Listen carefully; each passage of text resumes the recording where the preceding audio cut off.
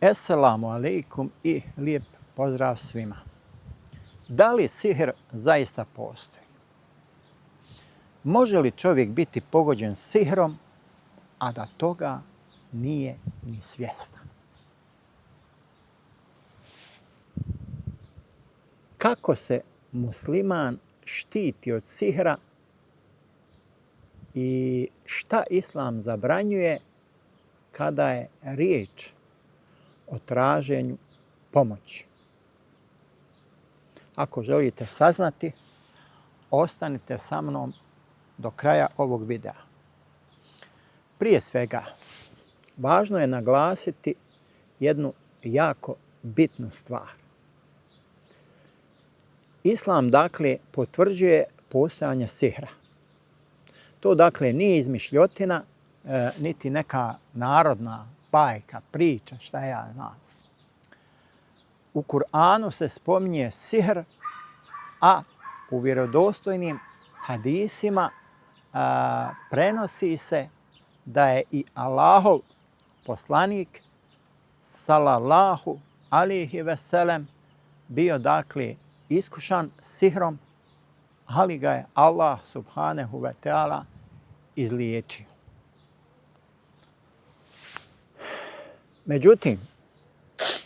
Međutim, to ne znači da je svaki problem u životu neke osobe posljedica sihra. Niti da je svaka bolest posljedica sihra. Niti da je svaki bračni problem posljedica sihra. Niti da je svaka depresija posljedica sihra. Musliman, dakle, mora biti jako oprezan da ne pripisuje sve, dakle, nekakvim nadprirodnim uzrocima, s jedne strane, s druge strane, zanemarujući medicinu, psihologiju i stvarne, dakle, životne okolnosti. Šta je u stvari sihr? Sad ćemo to malo da objasnimo, jel? Šta je sihr? U islamskoj terminologiji sihr predstavlja zabranjeno djelovanje kojim se dakle, Allahovom odredbom pokušava nanijeti šteta drugoj osobi. Dakle, njegov cilj može biti, recimo, izazivanje bolesti. Njegov cilj može biti razdvajanje supružnika. Njegov cilj može biti unošenje mržnje među ljude ili nanošenje nekih drugih oblika zla. Dakle, sve to, dakle, mogu da budu ciljevi sihra. Koje sve vrste sihra postoje? Mi ćemo naravno da nabrojimo samo neke. Dakle, islamski učenjaci spominju više vrsta sihra. Recimo, najpoznatiji sihr je sihr rastavljanja, kojim se, dakle, nastoji posijati mržnja između muža i žene. Dakle, to je jedan od najpoznatijih oblika sihra. Spominje se i sihr kojim se pokušava spriječiti brak. Spominje se sihr kojim se pokušava izazvati neplodnost ili nanijeti druge, dakle, razne životne poteškoće. Jel? Ali, uvijek ima ono ali, jel? Jako je važno naglasiti da postojanje određenih problema, dakle, nije automatski dokaz da je riječ o sihru.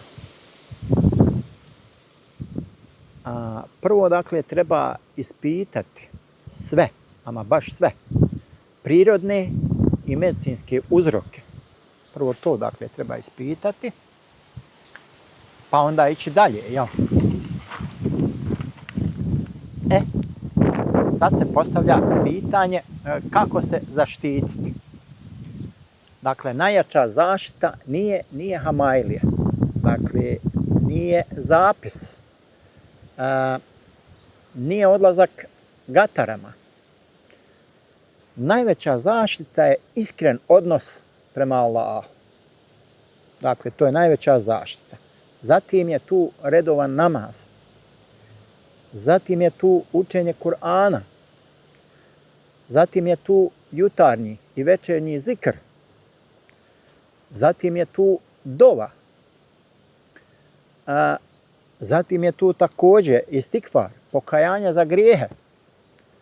To su dakle sredstva koja Islam preporučuje svakom dakle vjerniku, jel? Šta recimo ako čovjek posumnja na sihr?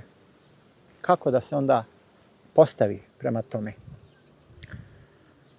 Prije svega ne treba dakle paničiti. Kao prvo, ako postoje zdravstveni problemi, treba na prvom mjestu dakle otići ljekaru. Ako postoje nekakve psihičke tegobe, treba dakle potražiti stručnu pomoć, jel? A istovremeno pojačati ibadet, pojačati dovu i pojačati učenje Kur'ana. Dakle, ako postoji potreba za rukiju, ona dakle treba biti u skladu sa Kur'anom i sunnetom, bez dakle nekakvih, zapisa, talismana, bez prizivanja džina ili drugih zabranjenih metoda. Dakle.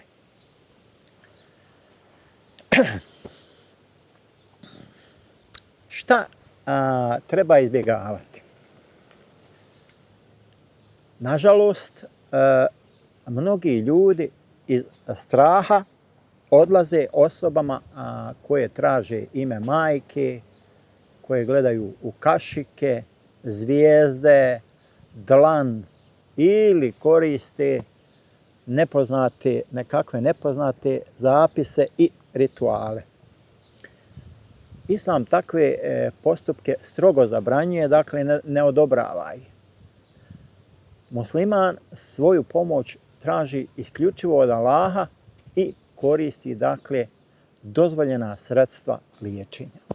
Samo dozvoljena sredstva liječenja. Šta možemo reći kao zaključak? Kao zaključak, dakle, možemo da kažemo sihr jeste stvarnost koju Islam, dakle, potvrđuje. Ali, isto tako, Islam nas uči da ne živimo, dakle, u stalnom strahu. To je jako bitno. Naš oslonac nije na ljudima. Naš oslonac nije na talismanima. Naš oslonac nije na praznovjerju.